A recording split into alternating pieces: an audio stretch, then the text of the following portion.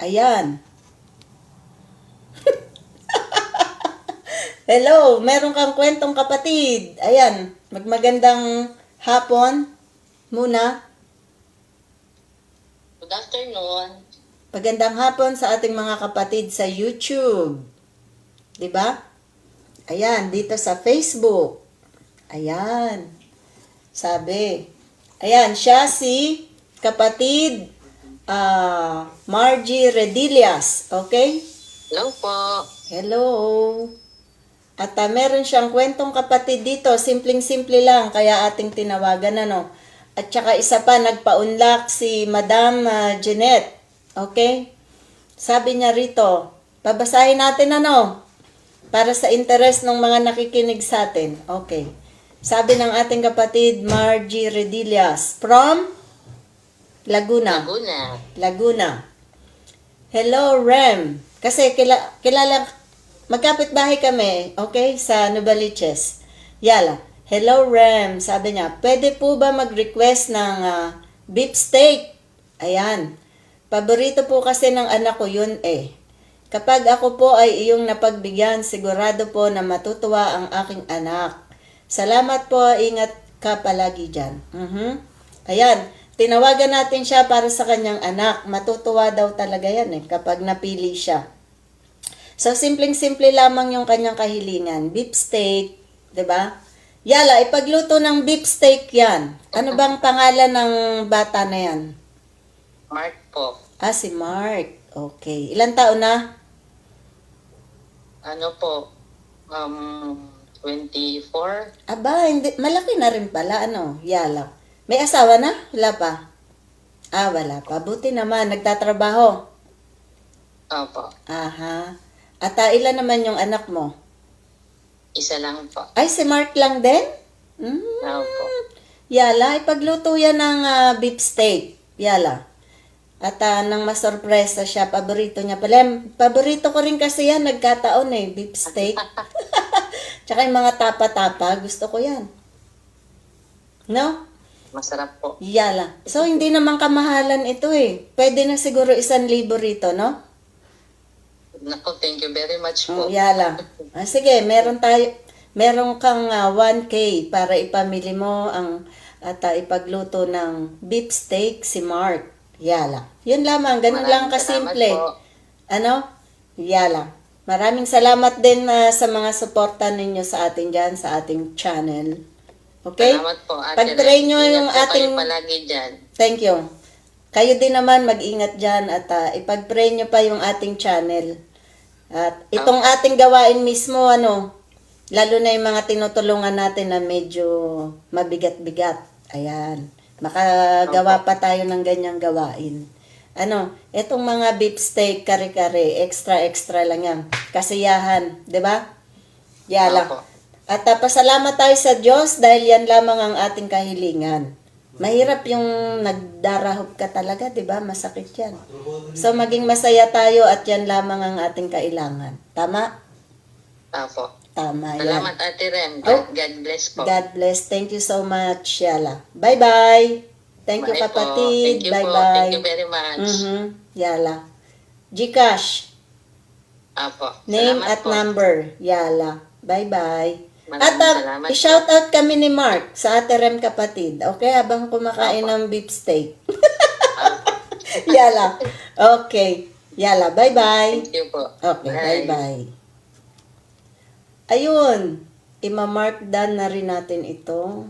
Done. Ayan, may mga accomplishment tayo sa araw na to. Done and congrats. Okay. 1K yon yung pangkare-kare ni Madam Jeanette. Napunta na kay beef steak. Yala.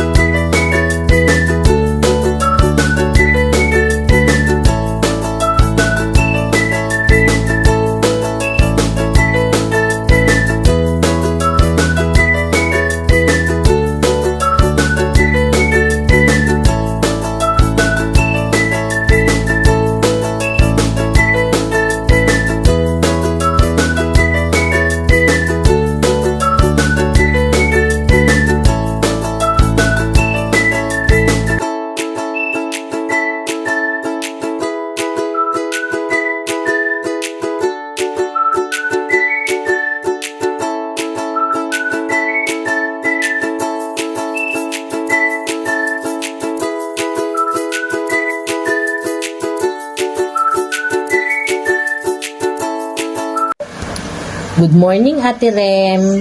God bless you po. Nagpapasalamat po ako sa inyo at napagbigyan niyo po ako sa inyong kwentong kapatid.